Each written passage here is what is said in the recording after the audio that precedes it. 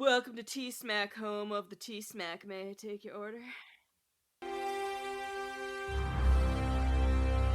Hello there, and welcome to an all-new episode of Talking Smack, where we talk superheroes, movies, animation, comics, and much, much more. I am your host, Josh Scar, and joining me, as always, is my co-host, Alex. Alex, how are you doing today? I'm doing pretty well. I'm staying warm in these sub-zero temperatures we're having, and counting down the days. It is less than 96 hours until I am halfway through Avatar Fire and Ash. It's warmer in Anchorage, Alaska today than it is in our area.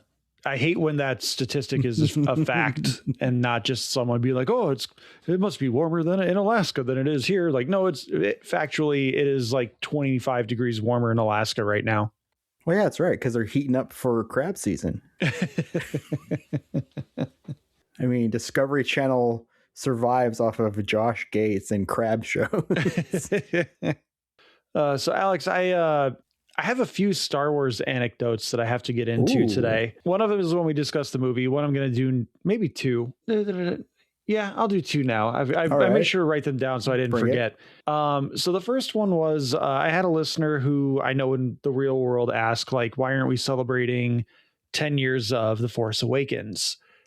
And I was like, because it's not a movie we can talk about as a single thing anymore. Like at this point, after we've gotten the entire sequel trilogy, even after The Last Jedi, like you can't talk about any of the sequel movies really anymore without diving into the weeds, or at least I can't, I should say. I don't want to generalize that much, but I can't talk too much about an individual movie without getting into the deeper weeds of my feelings towards all three movies. And these movies are so volatile in the sense that when you talk about them, you're either talking to someone who can justify what was given to audiences and they just accept them for what they are, which, I mean, that's great for them. You have people like me kind of in the middle where like I can tolerate what they are. Doesn't mean I like them. Doesn't mean I think they're great or good even. And then you have people who I think you kind of fall more into this boat where like it's almost like a betrayal, not to be too dramatic about it. It's almost like a betrayal of storytelling with these characters where they just insulted viewers to an extent with rehashing A New Hope with the first movie, all these mystery boxes, and then Rian Johnson coming in and doing his thing with The Last Jedi, which we're not going to get into. I will say I think The Last Jedi is the best of the three sequel movies. Again, does not mean that I think it's the best one. Does not mean that I think it is good or a good Star Wars. I will qualify that to the day I die. I think it is the best. It feels the most Star Wars to an extent, but I can't say that it's a good Star Wars. And then you have the Band-Aid that is The Rise of Skywalker. You can't talk about one without getting into all of them. Kind of like what we did with The Hobbit, where we like dissected it into each part of the movies. I can't do that with the new trilogy. And so if I talk about one, we're talking about all of it, and it's going to be a lot of circular conversations and people talking about how they feel about certain decisions and other people talking about how they feel about them. And then there's usually a fight that happens and I just don't want to deal with it. So listener in the real world, this is the Star Wars episode that you asked for. No, I get that, because when the prequel trilogy came out, it was a complete story. Lucas did what he wanted to do. And at its 10-year anniversary, people were still saying, well, at least Revenge of the Sith was really good. Or, hey, we have Attack of the Clones on TV. Or they were able to say, well, the rumors are that he's going to be releasing the sequel with Luke and Han and Leia or something. So there was, I would say, optimism. It was, well, we still have the originals, even if we didn't like the prequels. Now that we have the sequel series, there's been such a schism that you really can't talk about it, because then you're going to get accusations. Well, oh, so you like the prequel trilogy? Or like, well, oh, the prequel trilogy wasn't as bad because, I mean, it was Lucas's singular vision.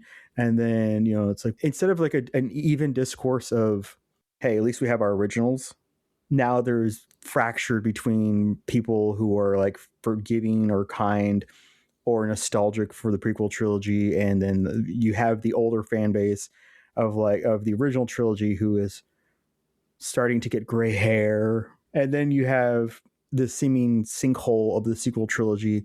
Then there's just discourse, there's just arguments. I don't know if the fandom is in a good place. I don't know if it's in a bad place.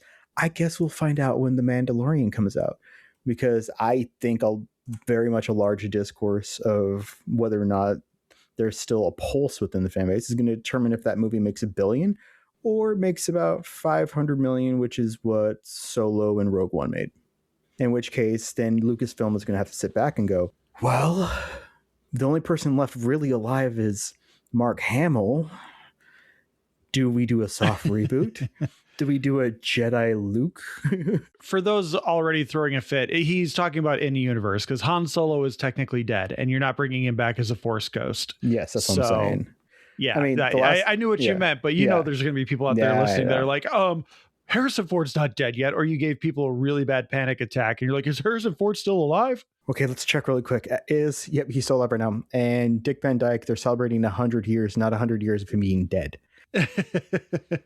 So my other Star Wars anecdote really quickly, the Packers play the Denver Broncos this week and they were wearing their all white uniforms. Oh, okay. Yeah. I actually like that. I absolutely hate the all white uniforms. It is boring. It is bland. It is not the Green Bay Packers. The Green Bay Packers are green and gold, not dark green and white with a little splash of yellow on the sleeves of their jerseys. And I don't like them. I think as an aesthetic, yes, it looks nice, but it's boring and it's not the Packers. That is my point. Anyone can do white. Anyone can have white. The Packers are green and gold.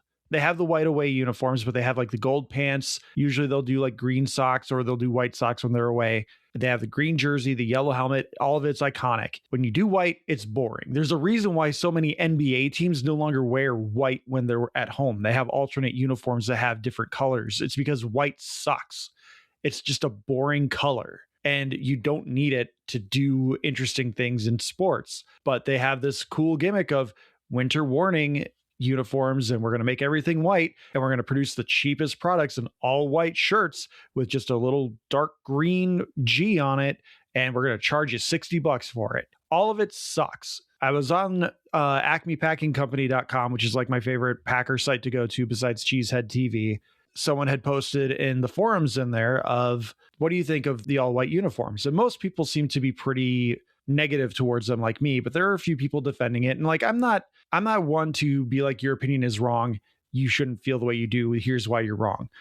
Someone decided in the forums on Acme Packing Company that the best way to change my mind was, they remind me of the Stormtrooper uniforms. I think they look neat.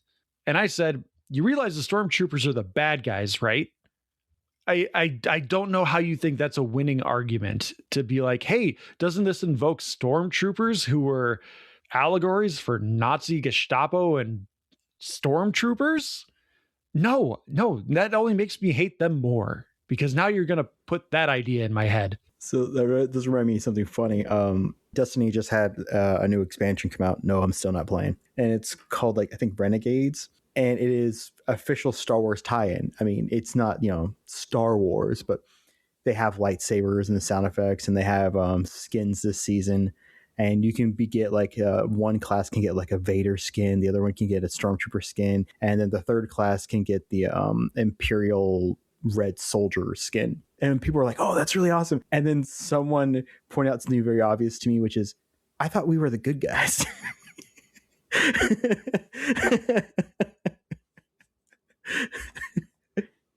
No, it just makes me laugh. But hey, I don't have that problem, Josh, because when my team does their retro uniform, they look like bumblebees. Or the Hamburglar. Yes. Steelers 2 retro outfit is either they look like a bumblebee or the Hamburglar, and that's it. And I love it because I have another Steelers friend who's a fan. He's like, I hate this. I'm like, why? We're adorable. We're just buzzing around the field, hoping to catch something. Well, someone who's adorable and has caught our hearts is Justin Henson over at the Movie Wire, and we're going to hear from him. And when we come back, we're going to talk Wake Up Dead Man. So, Justin, have your big voice guy take over.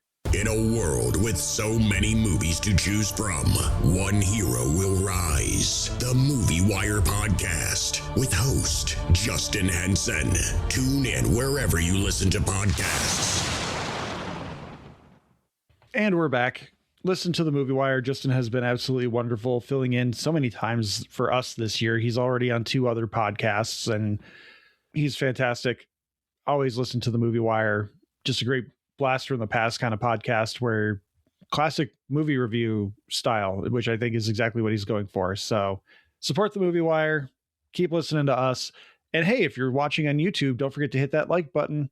And if you're listening on Spotify, Apple Podcasts, whatever it may be, don't forget to hit that subscribe button and leave a review, because we appreciate it and it helps us move up and down the charts and adjust the algorithm so that more people can find us. Because I made the mistake of, God forbid, removing my birthday from the Instagram account that we had. And now we don't have an Instagram account because I decided, hey, this is for the podcast. Why do they need my actual birthday?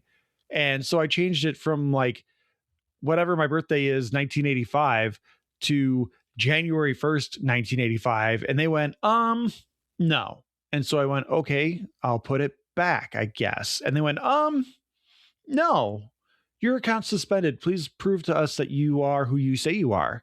So I did.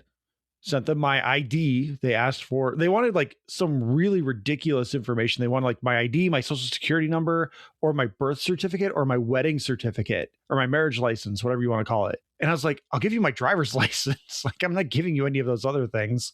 And so I submitted that. And within 2 hours, they were like, no, we've decided to just completely remove your account, which is so much bullshit.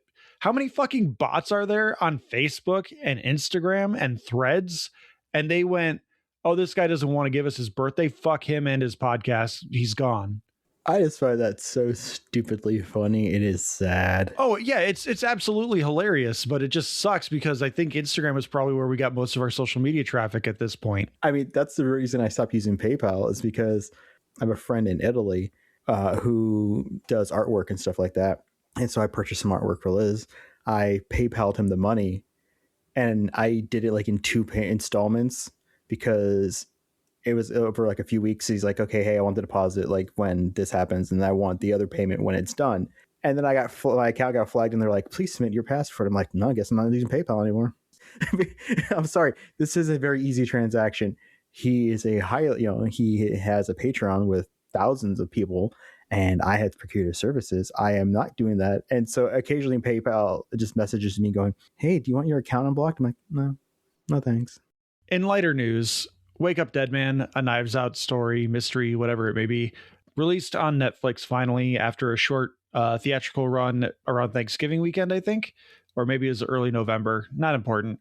I would like to do non-spoiler review, like not even going into spoilers, just because I do think this is a movie that people should, if they are so inclined to watch it, should not have the mystery solved for them. I think that obviously that's a big part of a whodunit, is you want to see whodunit and you want to try and piece it together along with the cast.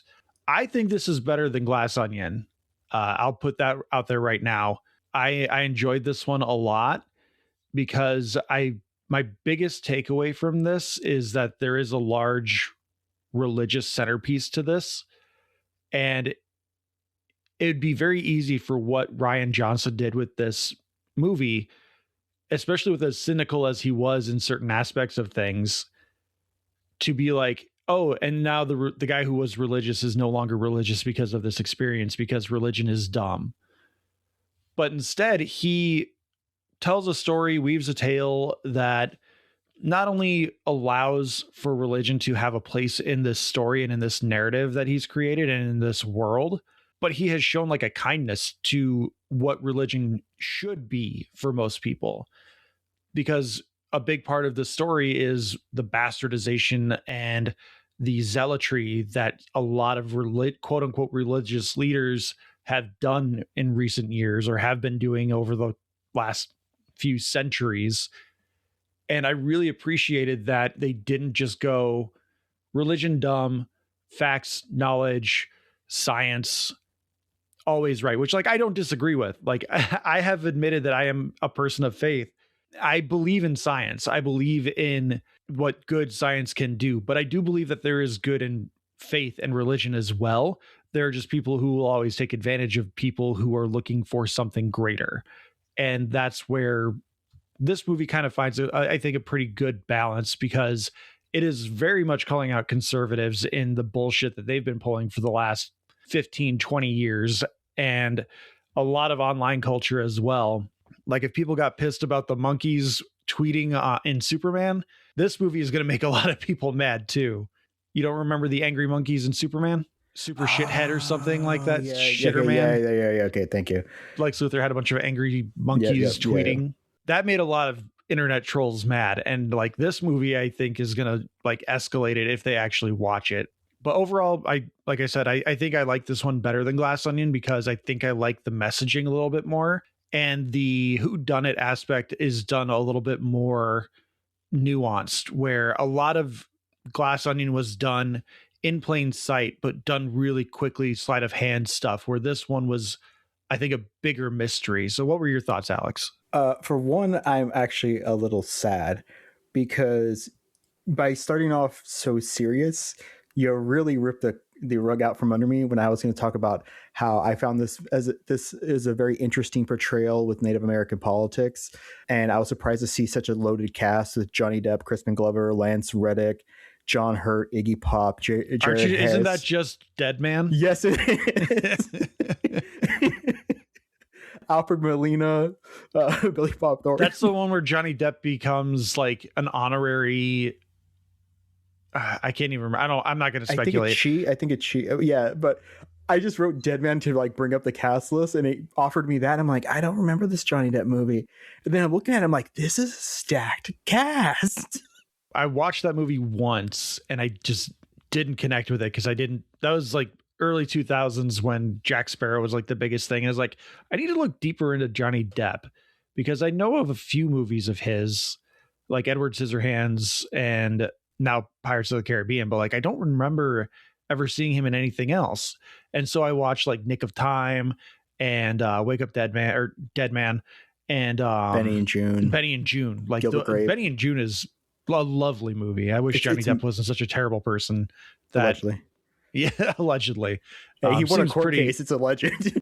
Yeah, I mean, it seems pretty apparent, but nonetheless, we're off topic. What did you think of Wake Up Dead Man, not Dead Man starring Johnny Depp? So starting off this movie, I was actually kind of finding it funny that this series is almost directly paralleling Kenneth Branagh's series of what's it, the Herlock Poirot or whatever, however you pronounce his name. Hercule Poirot. Thank you. Because it's like the first one's like this star-studded kind of breezy cast with Murder on the Orient Express. Then the second one is like, again, star-studded, but not very well thought of. With he had Murder on the Nile, Death on the Nile. Everyone's like Death on the Nile. Yeah, I think so. That's considered very, like, basically poorly done.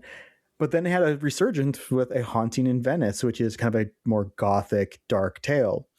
And so I found it just kind of the three of them arcing like that with murder mysteries interesting. But I will say the first 35 minutes of this movie or so put me off so much, because as you said, it seems to be this very aggressive, overt attack on religion of what happens when you have a poor pastor. I grew up multi-religious. My grandmother was at one point Baptist, non-denominational. Being Hispanic, the Hispanic side, we would always go to mass, a lot of Catholic masses, Catholic funerals. I don't remember ever having a wedding. I think we just had more deaths than weddings. And there's nothing worse than a Catholic wedding. They basically do mass and then they throw in 10 to 20 extra minutes of like, oh, hey, by the way, there's a marriage happening. My grandfather was a Baptist preacher, still is, mostly retired, but he still has people who call him and stuff. And then once we moved to the West Coast, basically just joined denominational churches. So I was just kind of just offended because it seemed so overt of that I wasn't understanding what the intention. Like, I'm like, when is somebody going to die, and who is going to die here? Because this was just pissing me off because everybody seemed so unlikable. But once, what's his name, the main person, Benoit Blanc, once he shows up, you get that spark back a bit. And there is a moment which I super appreciate where the even hand starts coming in as to it is okay to have faith, but it is okay to also be a sinner. And I actually started to like that. And I realized towards the end of the film, I'm not, we're not getting into spoilers right now or anything, but towards the end of the film, I realized what he was trying to say. I'm sorry, Ryan Johnson. I'm tired of having trouble with names. He was trying to basically come in and say, there's the bad version of faith and there's the good version, and the two can coincide. And that really comes to a head when there's this great moment where, for all intents and purposes, Josh O'Connor as Judd, the young priest, is the lead of this film. Benoit Blanc shows up about 40 minutes in, and yes, he does his thing. It's great. Daniel Craig is fantastic in this role. But they come to a head where Judd gets really annoyed because Benoit doesn't care about the people. He doesn't care about who may be hurt finding out the truth. He just wants to find out the truth, but he also wants to find out if there's a big payday involved because of this mystery lost fortune that the church may be hiding. And when that interaction happens in that brief clash, and they both kind of reset their expectations for each other, I actually really started to enjoy the film again, because I realized the first 40 minutes is to show you what happens when you let dictatorish, fire and brimstone, holier than thou people dictate your life versus compassionate, caring people who meet you where you are. Which is what Judd is playing at. Judd is a sinner. He was a former boxer who he stopped boxing when he accidentally killed somebody in the ring, which surprisingly a large number of boxers have done. But I mean, come on, you're punching people in the face for money. What can you expect? And then this tone changes a little bit, and I actually really, really started to like it because I finally understood the intent. And I appreciate this film. I'm with you. I think this is a lot better than Glass Onion. Glass Onion to me seemed a little cheeky, a little too self-reverential, and it isn't hard with some of that cast. But I think this one is really, really strong. Yeah, I think a big flaw that I have with Glass Onion, which I think Glass Onion is still really good. Like it for me, it would go Knives Out, Wake Up Dead Man, Glass Onion, but Wake Up Dead Man and Glass Onion are pretty close to each other just because I really appreciate the anti-Elon Muskness of Glass Onion. But that's pretty much the only thing going on with that movie is oh, hey, this tech billionaire who's not actually smart has built this persona of him being so smart, and now he's staged a murder that Benoit Blanc is just Jesus Christ, this guy is so fucking dumb. That's the point. That's it. Whereas this one, there is a point where Blanc gets it wrong. And I appreciated the fact that they kept giving us these twists, and we couldn't tell when and where Benoit Blanc was stumped and where he was just playing the game. And he was just trying to figure out more and more of what he could. I do want to praise Josh O'Connor as Father Judd. Very good. I do want to quickly point out that I got really distracted for a fair chunk of the movie because when he speaks in his normal speaking voice, quote unquote normal, he's British. He's putting on a pretty decent accent, but he sounds like, oh, I'm forgetting the character's name, Linguini from Ratatouille. The Judd voice that he puts on for this character, he sounds like Linguini to the point where I had to go look up the Ratatouille IMDb after the movie finished to be like, was this guy the voice of Linguini? No, he wasn't.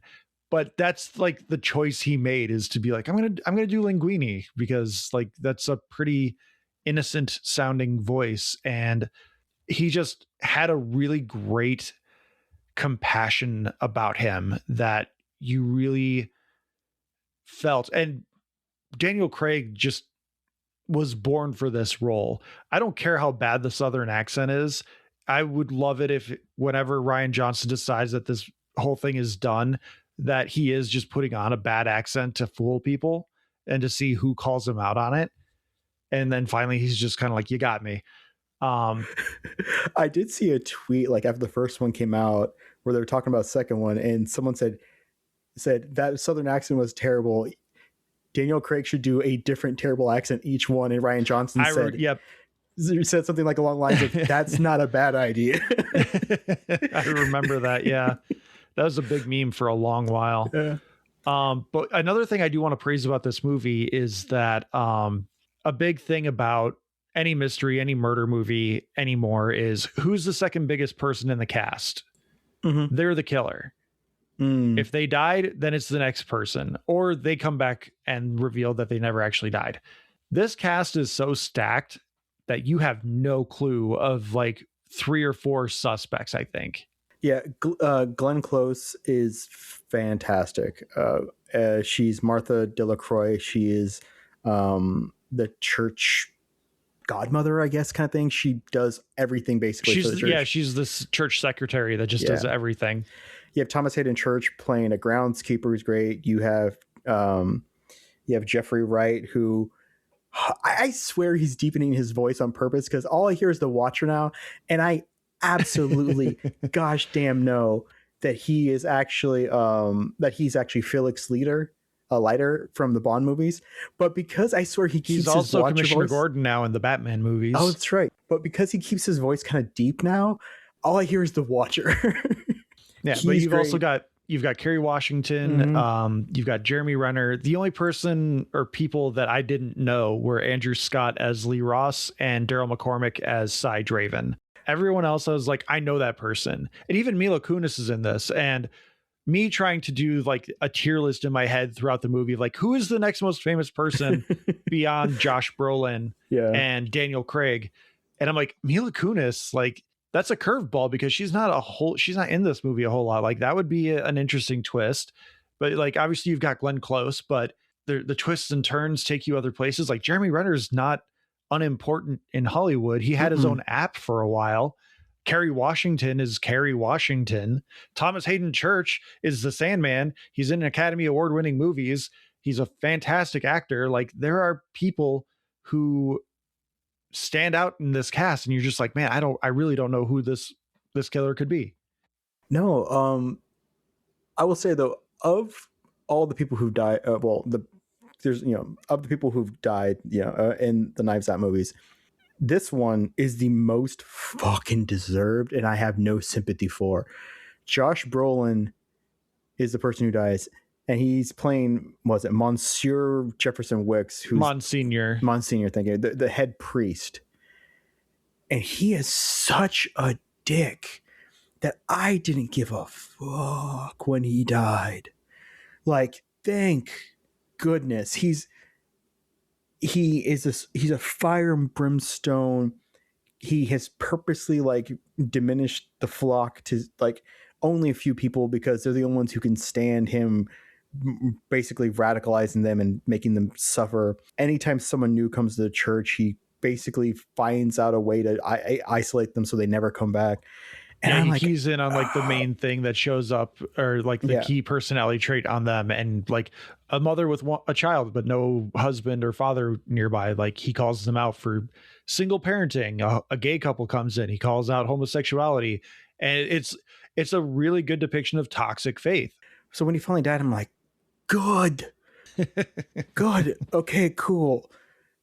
Now, do I care at this point that there's a mystery as to how he died?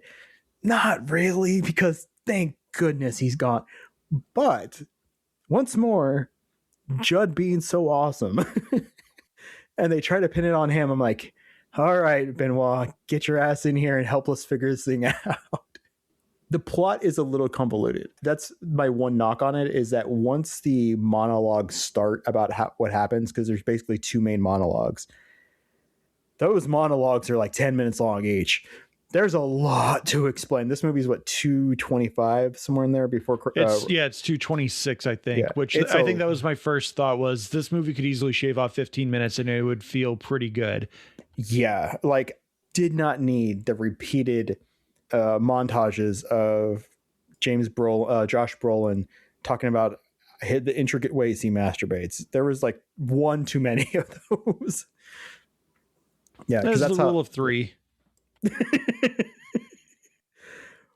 It's a good looking movie. It looks good once they get past the hypocrisy of the church, and once they start into Judd becomes, I mean, he's the focal point of the film, but once his desire to not prove his innocence per se, but to prove that there is something here, it gets really good. And like, so one of the points that I really liked in the movie was I really liked when he was calling looking for a clue, and I forget the person's name, Luis, a contract employee. Louise, yeah.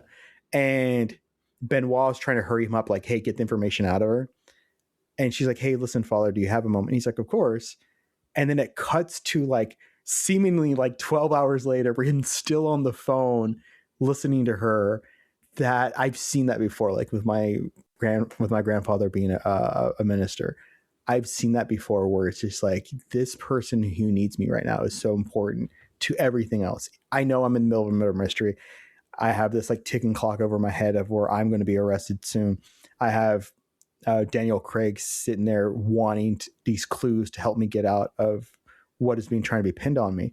But this moment right here is more important. What I loved about that moment was that he was originally like, I really got to go. Like, I got to get off the phone. And then she like starts breaking down. She's like, it's my mom. And his pastoral instincts kick in. And he's just like, yeah, no, I am here. The church is here for you. And like, that is, again, what faith and what that sort of stuff can do. And I'm very appreciative of Rian Johnson not just going full cynic on faith and kind of playing both sides, or showing both sides of like the benefits and the downside of like really good faith and faith that adapts to the times, and traditional by the letter faith that is manipulative and just trying to suck whatever value you can give to them. And what the scene that you mentioned, Rian Johnson doesn't do subtlety in this movie. He hasn't done subtlety in either of the Knives Out sequels. But like, one of the best things about this movie is that it almost plays like a stage play. The church is your main set piece, and they play with the lighting to convey the emotion. Like the first time Pastor Judd or Father Judd shows up at the new church, it's well lit. You've got nice warm orange glows. You've got all these bright colors. And then all of a sudden Josh Brolin's character comes in, Monsignor Jefferson, and the color just starts to fade as they have this conversation, and it just becomes this gray, bland palette. And when Benoit Blanc shows up, he opens the door. All of a sudden, this orange light comes in because there's a hope. There's hope now. Yep. And they're having this really great tete-a-tete where Judd's trying to like feel out like, who is this guy? He's clearly not telling me the whole story. What's going on? And Blanc is playing this game of like, how much information can I get out of this guy before he realizes that I'm not here for the church stuff. I'm here to figure out the murder. And Judd asks Benoit point blank, like, hey, what is your relationship with church? Like, what is your opinion of the church? And Benoit goes, truthfully. And then he goes on this really long soliloquy about how religion has started wars and people have killed in the name of religion and all the like very truthful stuff and factual things. And as he's going on, that color palette that is associated with Jefferson takes over. And then as soon as Benoit realizes like, oh, I'm going to a dark place, he like kind of lightens the mood and the color palette changes again. And they do that several times in the movie, mostly in the church. But there are times like when he's talking to Louise on the phone, when Pastor Judd's talking to Louise on the phone, the color palette has that shift again. And it's really rudimentary stuff. Like, it's basic as hell. And Rian Johnson is not trying to be subtle about it. He is very overtly showing you the very first time we see Pastor Judd and Monsignor Jefferson converse. Like, I'm telling you how to feel. You're watching this, you need to know and understand these visual cues. And I thought that was actually pretty good storytelling for a Netflix movie, that usually Netflix movies are told, hey, just repeat dialogue and be very basic forever because no one's actually watching. And so Ryan Johnson put something on screen that's like, you need to pay attention to understand what is happening with the subtext of what's going on right now. They use the set very well. It is basically set around just the church, and you have the outside areas, you have the rectory and the other portions. And you're right that for such a minimalist, like probably 5-6 areas, it is actually filmed really well. It looks great. There's a part where everybody is starting to go at each other, and Benoit goes onto the preaching raised area, whatever the heck that is. The pulpit. Okay, he goes up in the pulpit area and he starts like yelling at them, and you get this beautiful like ray of sun shining on him, and his voice echoes, because that is, that's how churches used to be built, where since we don't have speakers, they built for the acoustics of that area, and his voice just resonates through the area and everyone calms. And it's done really well. When I clicked play and I got the ta-dum and all that, and I saw how long it was going to be, I just was like, oh my God. Okay, time to adjust in the couch. Time to make sure my water's filled up. This is going to be a long 2.5 hours. But no, it breezed by. I still think it could, like you said, 10, 15 minutes shaved off here and there. But as it was building, I was pretty sure I knew who the killer was, just based off of some contextual clues and stuff, which obviously, a good film does that. But when it eventually revealed the entirety of it, I was still pleasantly surprised. Like, it was a good time. I was like, okay, so that's how everything falls into place. That's how these little nuggets that I hadn't been able to answer myself fell in. And I didn't feel cheated. Like, I hate a murder mystery that I feel cheated. I am still a fan of it. After the second one, which didn't really impress me that much, this one came back. I liked it more. Like I said, I was actually impressed with the even hand. I think the mystery is probably a little too complex. I'm still not sure what the ultimate goal was what the ultimate goal of the murder was, but I dug it. I dug it, and I would not be bothered if they continued. I enjoy this stuff. I will agree that I think Ryan Johnson played a lot with expectations, because especially the first movie, like there's a missing jug on Ransom's shelf when he's talking with Ana de Armas at one point, and that's a hint to the arson that happens later in the film.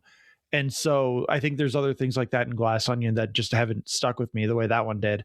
So like, I think Ryan Johnson is playing with expectations, because there are moments where like Judd is sitting down talking with Samson in these wide shots, and I'm like, oh, I shouldn't have been paying attention to the characters. I should have been paying attention to the background to see like what shows up or what looks like something might be missing.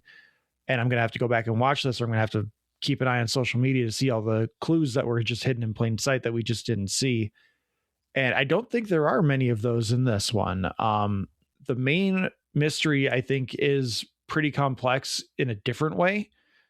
And I think all of those subtle hints they do just kind of reveal as they reveal the mystery through the big Scooby-Doo mask off moment. But overall, I do think this one, I think the acting is significantly better, which is strange saying how stacked all the casts have been. But compared to Glass Onion, I think there's too much campiness going on with that one, where this one I think felt more understanding of what the assignment was. There was less fun being had, and like it was people being there to do a job, whereas Glass Onion felt a lot more like, hey, we're getting to go to an island and film a movie with Ryan Johnson for a follow-up to a successful murder mystery movie. We're going to enjoy the hell out of this. So like, I felt like there was a little bit more professionalism in the performances this time around. I can kind of see that. Was it the second one was basically filmed during the early stages of COVID? So yeah, I can see where it was just like, Listen, we're all going to get on here on an island and chill and make some weird shit. Yeah, and like I feel like that movie was not grounded in reality as much as the first Knives Out and now Wake Up Dead Man was as well. There's a lot of high-end technology stuff that plays into Glass Onion. So I appreciate them taking a step back from that sort of thing and being a little more focused in terms of things. But I did tease that there was one more Star Wars thing that I wanted to bring up. And it goes into the political ideologies that the movie points out. And it kind of talks a little bit about what we just talked about when I brought up the Packers uniforms, where there's a moment where a character reveals that they and their father had created this like maniacal scheme, and they liken themselves to the Jedi, or like in Star Wars. Yeah, we're gonna do the father and son thing and be the good guys. And I feel like that's Rian Johnson's way of being like, hey, you dumbasses with the Imperial stickers, the Stormtrooper gear, like that aren't like the 501st. Like they kind of use it ironically, but the main idea of like merchandising and advertising and making the Stormtroopers like meet and greet characters that you could just walk up to and take a picture with at Disneyland. They aren't the good guys. They are Nazi allegories. And when this character goes, yeah, like the good guys in Star Wars, I think it's Rian Johnson again not being subtle about people who do not understand the media literacy, as particularly conservatives who do not understand the media literacy of anti-fascist stories like Star Wars, like anti-capitalist stories like Star Trek, where there are people on the internet that are like, if you think that Star Trek is not a conservative show, you aren't watching it right. Like, you might not be media literate if you think that is the case. They live in an a post-capitalist, post-scarcity world where capitalism doesn't exist anymore. It's a purely socialist society. If you take it into its basest form, you might not have the right perspective on these things. And you like, it's art. You're allowed to have a different perspective on certain things, but you cannot be ignorant about certain messaging when it comes to stuff like Star Trek and Star Wars, in my opinion. The best thing, well, okay, for one, in Star Trek, the Ferengi are capitalists through and through. And the Ferengi are amazing. When you have Wallace Shawn as one of the main Ferengi, it is amazing. But as someone said, and I actually completely love the main difference between Star Trek and Star Wars. Star Wars is fighting the man. Star Trek is being the man. And I'm like, that actually makes sense. Yeah, in Star Trek, you're supposed to be, in Star Wars, you're supposed to be sympathetic to the rebels, to the oppression, to fighting them. In Star Trek, you're supposed to be rooting for the humans, the Federation, keeping peace and stability. They're not bringing peace and stability. They're keeping peace and stability. There's a big difference between that. Yeah. I can get that. And I did notice when he said that in the film, where he's like, yeah, it's like father and son, like in Star Wars. And I was like, neither of these. One, I'm pretty sure that Josh Brolin's character doesn't understand the reference. And two, I don't think you know what you're saying. Yeah, and I think that was very much the point, because you have people out there in the world that just do not understand. I would argue that a fundamental misunderstanding of what Star Wars is the reason we have issues like the Acolyte and others, where they start looking at the Jedi as things that must be exposed and undermined as failures. And that to me has been an issue, where they fundamentally misunderstand the property and and that affects the writing of it. And I had a large problem with that in the Acolyte, where it seems like the current shepherds of Star Wars don't understand. They are looking at any institution as something that must be rebelled against. Yeah, that's a fantastic point. And I think a big part of that as well is kind of what we talked about last week when I talked about the Talk from Superheroes podcast, where they have been going on about message adjacent content or movies, TV shows, where you have TV shows, movies like what was the Long Walk, where look at this dystopian future. Isn't that bad? Doesn't that say something? I'm not going to elaborate on what, but it says something, right? You're not saying anything. Wake Up Dead Man says something. George Lucas at least said something with his prequel trilogy, with his original trilogy, which again, the original trilogy was not just George Lucas. He had the story ideas, but other people came in and refined. Yeah. You have to take that into account. But then you get into, I think that's a big flaw. We're rounding it back because again, this is the Star Wars episode. You get into the new trilogy and they're not saying anything. They're just rehashing stuff. And again, I think that's part of where The Last Jedi is a problem with a lot of people, is because it's trying to say something, but it also is trying to walk back a lot of what it's trying to say, because it can't have a message. It has to be accessible to everyone. And then Rise of Skywalker says absolutely nothing other than, hey, Star Wars is fun. Yeah. So with Wake Up Dead Man, like, again, Rian Johnson has no nuance in this movie. Like he says what he means. He's Horton and Horton here's a who. I say what I mean and I mean what I say. An elephant's faithful 100%, whatever that whole thing is. But I will say I think Wake Up Dead Man is a must see. I think that it is the second best Knives Out movie after the original. And I'm very, very happy to have been able to watch it. I really would have liked to have seen it on a big screen, but I think if I have any flaws with the movie, I think again, it could be 15 minutes shorter, and I really fucking hate 4K.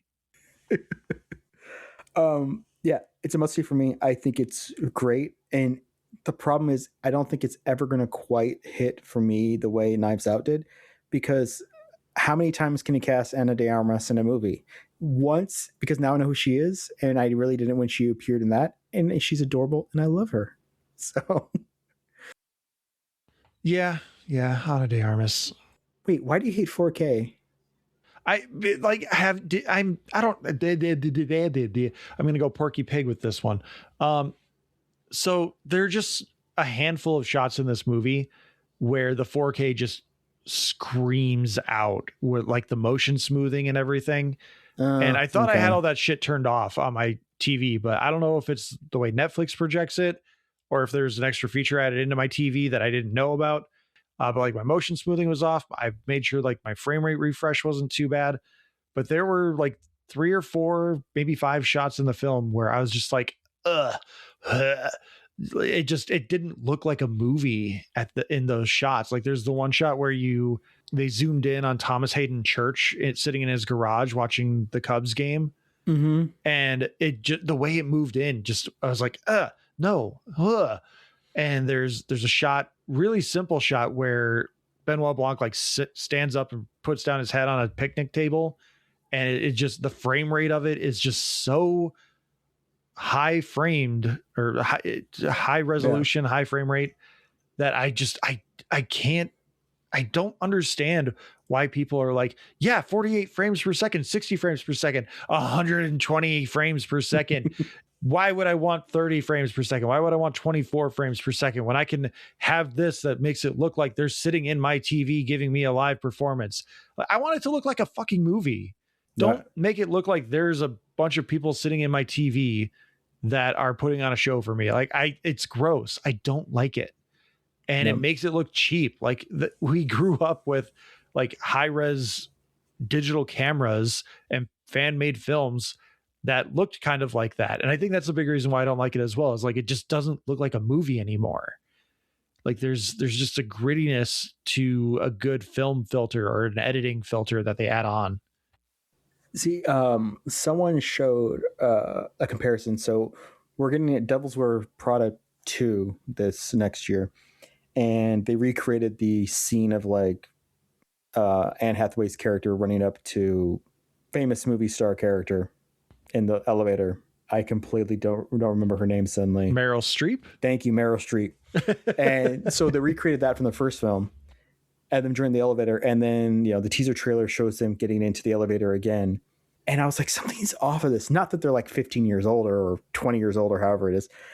And someone put the two teasers side by side, and it's quote unquote modern filmmaking.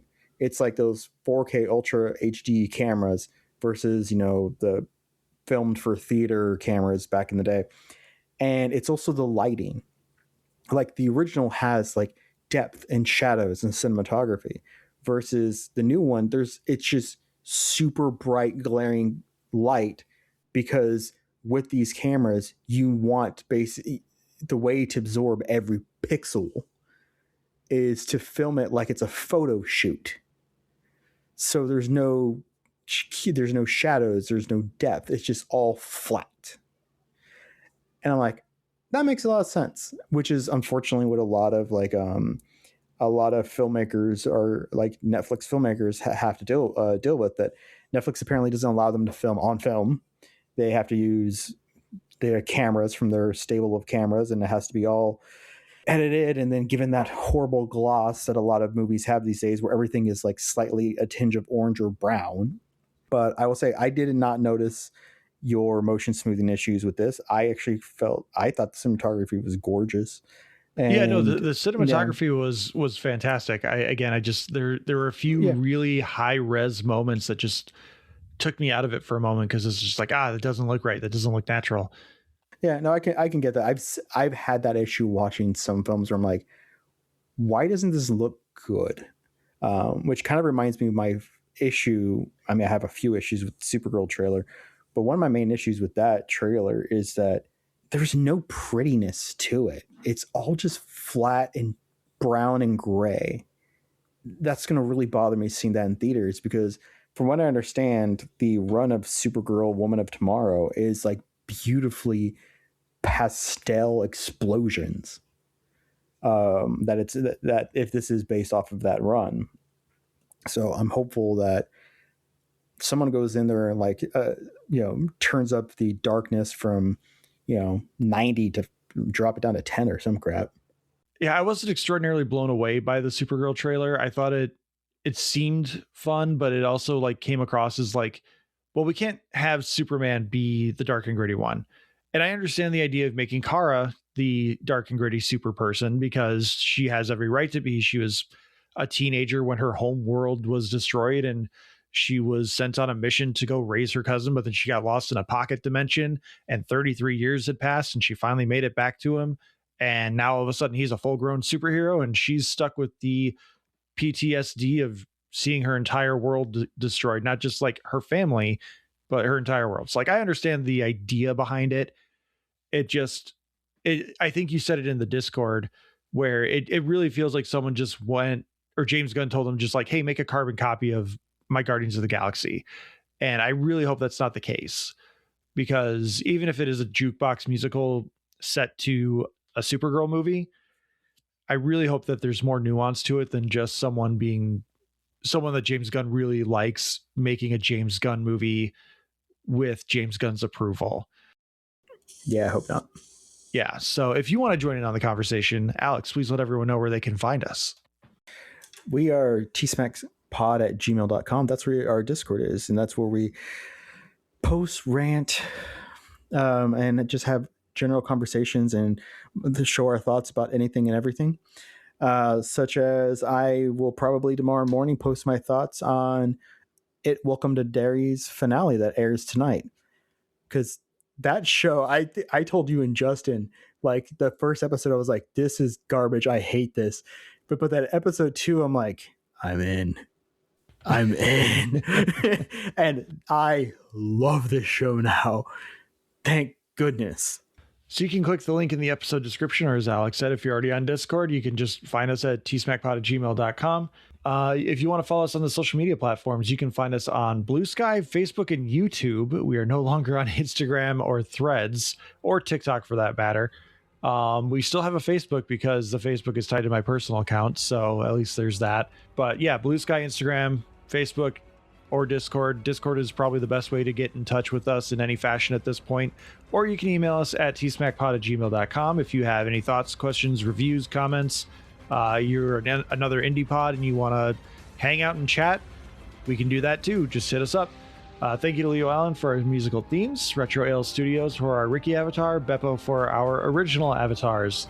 Once again, please like, subscribe, rate, review on your podcatcher of choice. If you are watching on YouTube, hit that subscribe button, hit that thumbs up like button, comment. We have nothing better to do, so we might comment back pretty quickly. Have a whole ass conversation with us, either on YouTube or Discord. Alex, thank you so much for being here. I know watching this movie was a drag, I know, but we just spent an hour praising it. But what can you do sometimes? It's the nature of the beast. I had fun, man. Johnny Depp was just great as the preacher. Ed Harris, I mean, come on, as Benoit Blanc, that was just great. It's unexpected, man. Dead Man, 30-year-old prequel to Knives Out. They should have brought back Hugh Grant. That was like the best part of that one. But thank you again, Alex, for being here. Thank you, dear listener, for taking the time to listen. Alex, there's a show we talked about earlier that people should be watching. What is that show? Be the man. Watch Star Trek. Who loves T-Smack? I love T-Smack. Is it true? Mm-hmm. I do. Ooh.